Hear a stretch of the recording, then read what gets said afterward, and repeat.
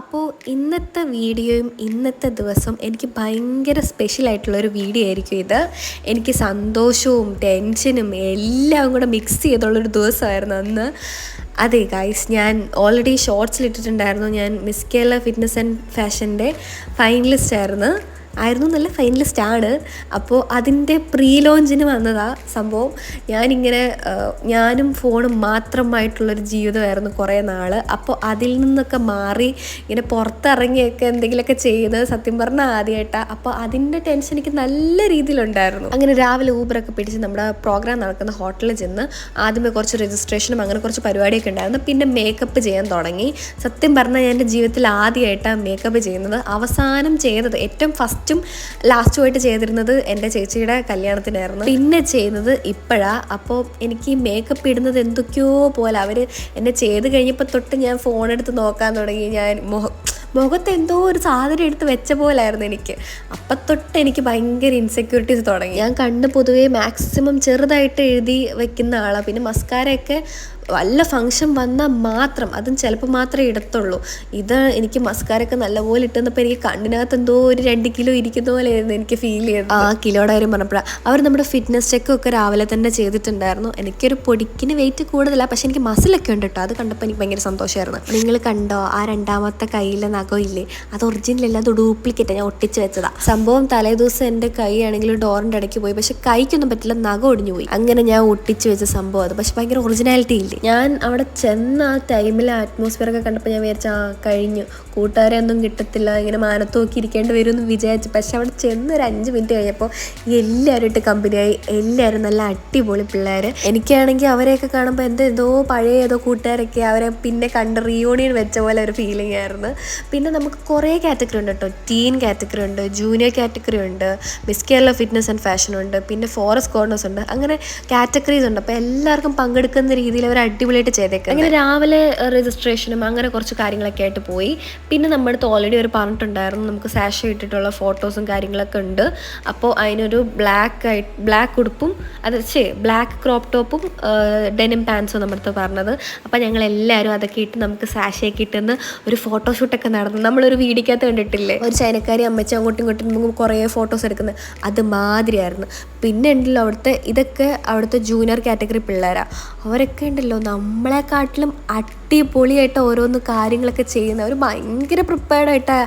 അവർ ഇപ്പോൾ പോലും pre launch ആയിട്ടും ഭയങ്കര പ്രിപ്പയർഡായിട്ടാണ് വന്നൊക്കെ. ഞങ്ങളൊക്കെ അവരെയൊക്കെ നോക്കി അന്തം വിട്ട് നിൽക്കുമായിരുന്നു. പിള്ളേരെല്ലാം ആ വഴിക്കും. പിന്നെ ഞങ്ങളുടേതായ യുക്തിപരമായിട്ട് കുപ്പിയൊക്കെ കറക്കി ഒരു ടോപ്പിക് ഇട്ട് പിന്നെ അതിനെക്കുറിച്ച് എല്ലാവരും സംസാരിച്ച് അങ്ങനെയൊക്കെ ഞങ്ങൾ നോളേജ് വികസിപ്പിച്ച് അങ്ങനെയായിരുന്നു ഞങ്ങളുടെ പരിപാടി. പിന്നെ ഉച്ചയ്ക്ക് നമ്മുടെ ഫുഡൊക്കെ കഴിഞ്ഞ് നമുക്ക് ബിരിയാണിയൊക്കെ തന്ന് ആ പരിപാടിയെല്ലാം കഴിഞ്ഞ് ഉച്ച കഴിഞ്ഞിട്ടായിരുന്നു ശരിക്കുള്ള പ്രോഗ്രാംസ് തുടങ്ങിയത്. ഉച്ചയ്ക്ക് മുന്നേ വരെ കുഞ്ഞു കുഞ്ഞു പരിപാടികളൊക്കെ ആയിരുന്നു. അങ്ങനെ ഉച്ചയെല്ലാം കഴിഞ്ഞ് പയ്യെ പ്രോഗ്രാമൊക്കെ സ്റ്റാർട്ട് ചെയ്തു.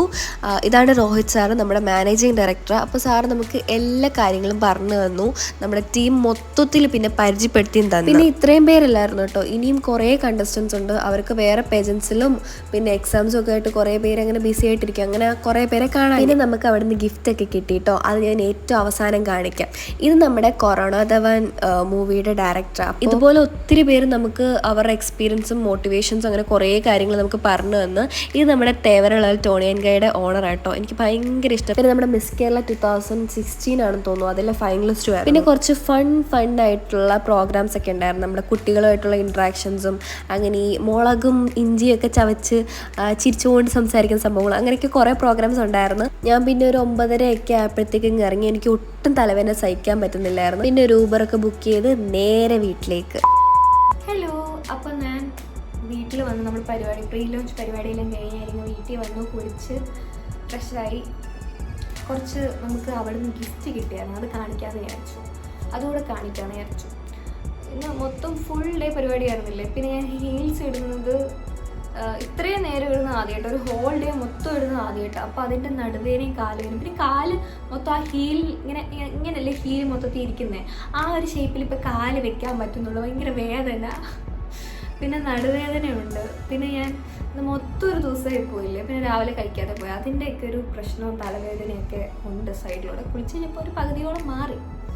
അപ്പോൾ സംഭവം പരിപാടി അടിപൊളിയായിരുന്നു. കുറേ പുതിയ ആൾക്കാരെ മീറ്റ് ചെയ്യാൻ പറ്റി. അവരൊക്കെ ഭയങ്കര അടിപൊളി ആൾക്കാർ, എനിക്ക് ഭയങ്കര ഇഷ്ടമായി. പിന്നെ അവിടെ ജൂനിയർ മിസ് കേരളമാരും ഉണ്ട്, മീൻസ് ജൂനിയർ കുട്ടി പരിപാടിയുണ്ട്. അപ്പോൾ അവർക്കൊക്കെ നമ്മുടെ വീഡിയോസ് കാണുന്നുണ്ടെന്ന് പറഞ്ഞപ്പോൾ ഭയങ്കര സന്തോഷം. എല്ലാവരും വന്ന് മിണ്ടി, ഭയങ്കര സന്തോഷം. അവരുടെ പേരൻസിനൊക്കെ ഭയങ്കര അഭിപ്രായമാണ്. എന്ന് വെച്ചാൽ നിങ്ങളുടെ വീഡിയോസേ കാണിക്കാറുള്ളൂ, നിങ്ങളുടെ വീഡിയോസ് കാണിക്കാൻ അലോ ചെയ്യാറുള്ളൂ എന്ന് പറഞ്ഞപ്പോൾ അയ്യോ ഭയങ്കര സന്തോഷം. പിന്നെ അത് പിന്നെ ആദ്യമായിട്ടല്ല ഞാൻ ഇങ്ങനൊരു സംഭവങ്ങളൊക്കെ ചെയ്യുന്ന ആദ്യമായിട്ടാണ്. ഫാഷൻ മാതിരിയുള്ള ഒരു ഫീൽഡിലേക്ക് ആദ്യമായിട്ടാണ്. അപ്പോൾ നല്ലപോലെ അതിൻ്റെ ടെൻഷൻ ഉണ്ടായിരുന്നു. പിന്നെ അവിടെ വന്നിട്ടുള്ളൊരു എക്സ്പീരിയൻസ്ഡ് ആയിട്ടുള്ളവരും നന്നായിട്ട് സംസാരിക്കാറുണ്ട്. ഞാനൊക്കെ സംസാരിക്കുവാണെങ്കിൽ ഈ ഫോണിലും ഞാനും ഉള്ള സംസാരമേ കാണത്തുള്ളൂ. പുറത്ത് ഞാനങ്ങനെ എനിക്ക് കംഫർട്ടബിൾ ആവുന്നുള്ളൊരു കൂട്ടത്തിൽ ഞാൻ നന്നായിട്ട് സംസാരിക്കും. അല്ലാണ്ട് എനിക്കറിയില്ലായിരുന്നു. പക്ഷേ ഇങ്ങനൊരു അവസ്ഥ വന്നാൽ ഞാൻ സംസാരിക്കും. അപ്പോൾ ആദ്യമേയൊക്കെ അതിൻ്റെ നല്ല ടെൻഷൻ ഉണ്ടായിരുന്നു. പക്ഷെ അവർക്ക് നല്ല കൂളായിട്ട് ഹാൻഡിൽ ചെയ്യുന്നില്ല. എന്തിനാ ടെൻഷൻ, അവരതൊക്കെ ഹാൻഡിൽ ചെയ്തെടുത്തു, എന്നെ സെറ്റാക്കി എടുത്തു. അതുകൊണ്ടൊന്നും പറ്റിയില്ല. എല്ലാം കൊണ്ട് ഓക്കെ ഇൻട്രോ ഒക്കെ ഉണ്ടായിരുന്നു. അവിടെ ഹോട്ടലിൽ കുറേ പേര് അങ്ങോട്ടും കൂടെ നടക്കുന്നു. അവരൊക്കെ അവിടെയൊക്കെ ആൾക്കാർക്ക് നിൽപ്പുണ്ട്, അതിൻ്റെ ഇടയ്ക്കൊക്കെ സംസാരിക്കുന്ന പറഞ്ഞു. ആദ്യമേ എനിക്ക് എന്താ ചെയ്യുമെന്നായിരുന്നു. പക്ഷെ പിന്നെ നമ്മളതൊന്നും കെയർ ചെയ്യുന്നില്ല, നമ്മളതിനെ തൂക്കി സംസാരിക്കുന്നു. ആ ഒരു സന്തോഷമുണ്ട് എനിക്ക്. അതൊക്കെ ചെയ്യാൻ പറ്റില്ലോ. അവർക്കൊക്കെ അതൊക്കെ സാധാ കാര്യമായിരിക്കും. പക്ഷെ ഞാനിതൊക്കെ ആദ്യമായിട്ടാണ്. ഫോണും ഞാനും ഉള്ളതല്ലാതെ ഞാൻ പുറത്തിറങ്ങി ഹലോ ഗായ്സ് ആ ഒരു സാധനം എനിക്ക് വരത്തില്ല. അപ്പോൾ അതിൽ സന്തോഷം. അങ്ങനെ എനിക്ക് തോന്നുന്നു കുറേ പുതിയ കാര്യങ്ങളൊക്കെ ഉറപ്പായിട്ടും പഠിക്കാൻ പറ്റും. ഇപ്പം തന്നെ കുറേയൊക്കെ ടെൻഷനുണ്ട്. ഒരു പകുതി മുക്കാലോളം പോയെന്ന് ഞാൻ പറയുന്നത്, അല്ലാതെ ഒരു കാൽഭാഗോളം പോയി. ടെൻഷൻ നല്ല പോലെ അടിക്കുന്ന ഒരാളാണ് ഞാൻ. അപ്പോൾ അതിൻ്റെ ഒരു കുറച്ചൊരു സെറ്റായിട്ടുണ്ട്, ആയി വരുന്നു. അപ്പോൾ അതിൽ ഭയങ്കര സന്തോഷം. അപ്പം മെയിൻ ഗിഫ്റ്റ് കിട്ടിയതുണ്ടാന്ന് കാണിക്കാം. അവരുടെ സ്പോൺസർ തന്നെയാണ് കേട്ടോ, ഞങ്ങളുടെ സാക്ഷി. ഞാനിവിടെ സൈഡിൽ കൂടി ഇട്ടിരുന്നില്ല ആ സാധനം. പിന്നെ നമുക്കൊരു കാർഡ് കിട്ടി കേട്ടോ, 30% ഓഫ് വരുന്നൊരു പ്രിവിലേജ് കാർഡ്.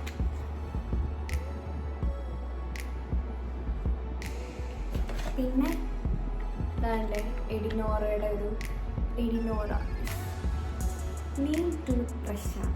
ഇനി ഇതിൽ പല്ല് വയ്ക്കാം, നോക്കട്ടെ.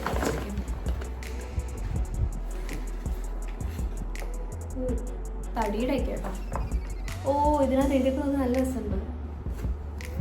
ഇതിൽ പല്ല് വയ്ക്കാം, അത്യാവശ്യം സോഫ്റ്റാണ്.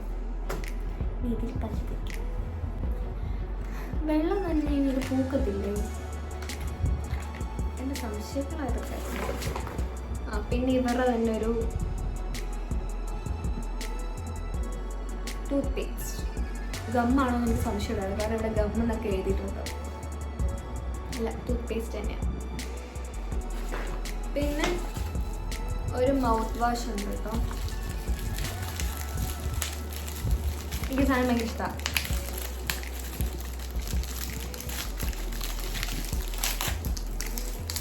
ഒരു മൗത്ത് വാഷ്. ഒരു വീഡിയോ കണ്ടിട്ടുണ്ടോ, ഒരു കൊച്ചിന് ഗിഫ്റ്റ് എടുക്കുക, അപ്പോഴേക്കും ഇതായിരിക്കും അത് വെച്ച് പൊതിഞ്ഞേക്കുന്നത്. കൊച്ച് അതെടുത്തിട്ട് എനിക്കിത് മതി എന്ന് പറയത്തില്ല ആ സാധനം.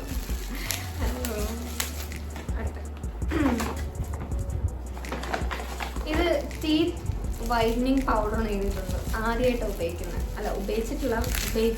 പോകുന്നത്. ഇപ്പോഴല്ല, ഉപയോഗിക്കുമ്പോൾ ഞാൻ കാണിക്കാം. അറ്റ്ലീസ്റ്റ് ഞാൻ ഷോർട്സ് എങ്കിലും ഇടാം. വീഡിയോ എടുക്കാൻ പറ്റിയില്ലെങ്കിൽ ഇതെങ്ങനെ സംഭവം എന്നുള്ള കാണിച്ചത്. അത് ഉപയോഗിച്ചിട്ട് എങ്ങനെയുള്ളത് ഞാൻ ഷോർട്സ് ഇട്ട് കാണിക്കും. ഇത് മൊത്തത്തിൽ കൊടുക്കുന്നതാണ്. പേസ്റ്റിൻ്റെ തന്നെ മണം. നമ്മൾ പൗഡർ ഇങ്ങനെ അത് തന്നെ നല്ല സൂക്ഷിച്ചു നോക്കിയാൽ പറ്റും.